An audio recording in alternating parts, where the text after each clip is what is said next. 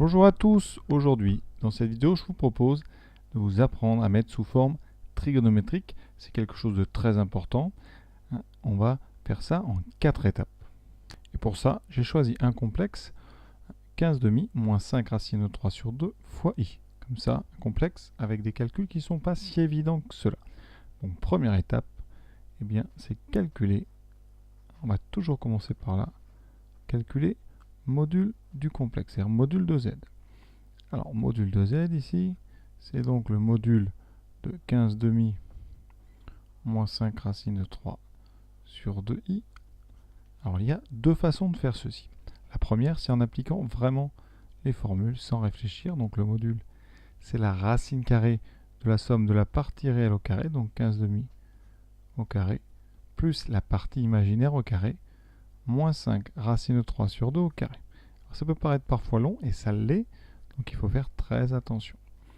15 demi au carré, ça fera donc 15 au carré, 225 sur 4. Plus ensuite, on a un moins ici dans le carré, donc ça sera, ce moins va disparaître. Quand on va mettre au carré, il restera donc 5 au carré, 25, fois 3, 75, sur 4. Ça nous laisse ici, donc, 300 sur 4, 300 sur 4, 300 c'est divisible par 4, ça fait 75. Donc il reste racine de 75. On continue à simplifier. Donc 75, c'est 3 fois 25. Et on peut sortir 25 de cette racine. Ça donne 5 racines de 3. Donc première étape, le module donc de z, c'est 5 racines de 3. Donc je vais le marquer juste en haut. 5 racines de 3. Alors il y a une deuxième méthode pour faire ça. Méthode beaucoup plus astucieuse. Surtout quand vous avez comme ça des nombres ici avec des demi. Quand il y a la même fraction, ce qu'on peut faire, c'est qu'avant de calculer le module, on va factoriser à l'intérieur par le plus grand nombre possible. Donc ici, on aura déjà factorisé par le demi. Et en haut, si vous regardez bien, on peut factoriser par 5. Ça nous donne 15 demi. Si on factorise par 5 demi, ça donne 3. Vous voyez, 3 fois 5, 15 sur 2. Ensuite, moins, et là c'est plus simple, racine de 3, i. Voilà. Ensuite, c'est un module, donc module d'un produit, c'est le produit des modules. Ça veut dire que votre 5 demi, eh bien vous allez voir, il va se retrouver devant. Au début, on écrit module 5 demi fois module de 3 moins racine de 3i. Et on n'a plus qu'à calculer. Module de 5 demi, c'est 5 demi. Et le module de 3 moins racine de 3i, c'est la racine carrée. Donc de 3 au carré, 9. Plus moins racine de 3 au carré, donc plus 3. Ce qui fait 5 demi fois racine de 12. Racine de 12, c'est racine de 3 fois 4, donc c'est 2 racines de 3. Et vous voyez qu'il reste 5 racines de 3. Alors il y a un petit peu moins de calcul dans le deuxième, à vous de voir un peu la méthode que vous préférez.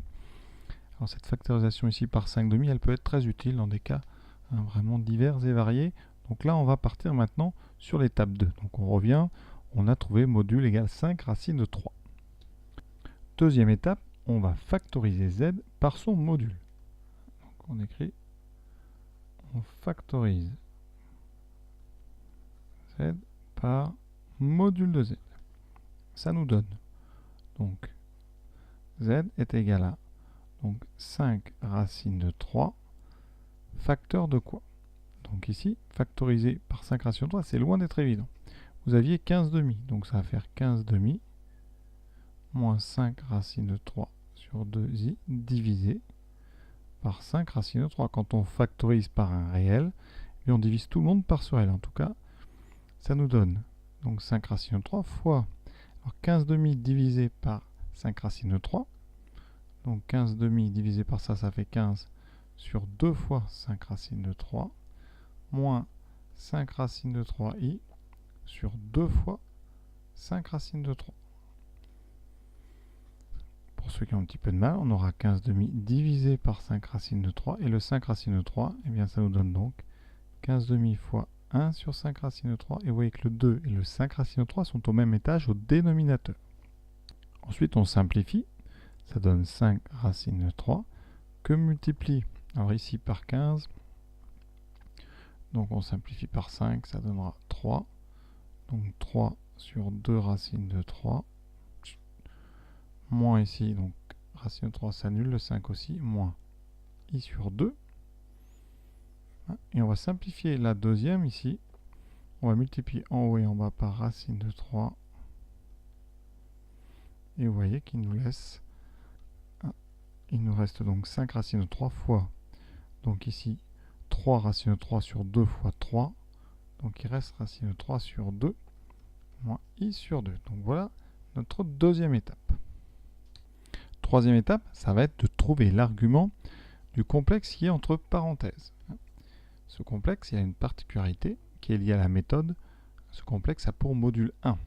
Donc, vous pouvez trouver un angle θ tel que le cosinus, un angle plutôt un réel θ tel que le cos θ vaut racine de 3 sur 2 et le sinus de θ vaut moins 1 demi. Alors pour faire ça, première chose, il faut déjà trouver dans quelle famille appartient ce réel θ. Alors c'était la famille des angles ou des réels dont le cosinus est racine de 3 sur 2. Alors racine de 3 sur 2, ça fait donc quelque chose ici. Alors je fais le premier quart de cercle, racine de 3 sur 2. C'est un angle ici qui a pour sinus 1 demi. Donc vous serez en pi sur 6. Alors, première étape, c'est de trouver pi sur 6. Ensuite, deuxième étape, eh bien, vous n'êtes pas en pi sur 6 puisque votre sinus est négatif et votre cosinus positif. Vous êtes, donc sur sinus négatif, cosinus positif, vous êtes par ici. Donc vous êtes sur l'angle de la famille des pi sur 6 qui est en bas à droite, et dans la famille des pi sur 6, vous avez pi sur 6, et vous avez celui qui est en dessous ici, moins pi sur 6. Donc θ, c'est moins pi sur 6 modulo 2pi. Et donc cette étape 3, c'est de trouver tout simplement l'argument de ce qui est entre parenthèses, entre ici guillemets, et qui est aussi l'argument de z. Donc, ça veut dire qu'ici, argument de z, c'est moins pi sur 6 modulo 2pi. Donc ça se fait, vous avez vu, en deux étapes. Premièrement, on trouve parmi les angles 0, pi sur 6, pi sur 4, pi sur 3, pi sur 2, dans quelle famille on est. Donc ici, on a trouvé que c'était la famille pi sur 6. Et ensuite, sur votre copie, vous laisserez un petit schéma ici, où vous indiquerez dans quel quart vous êtes. Et on était ici sur le quart inférieur droit, donc on est dans la famille pi sur 6 en bas, c'est donc moins pi sur 6. On a fait le plus dur, on a trouvé l'argument, on avait déjà calculé le module, la forme trigo, c'est simple, c'est 5 racines de 3 multiplié par, et ici on va écrire donc cos moins pi sur 6, on remplace juste θ par moins pi sur 6 plus i sur, plus, donc ici cosinus on l'a mis au début, il nous reste donc i sinus moins pi sur 6. Voilà. Et ça, c'est la forme trigonométrique. Donc la forme trigonométrique, c'est tout simplement une forme qu'on écrit R fois cosinus θ plus i sinus θ, avec R le module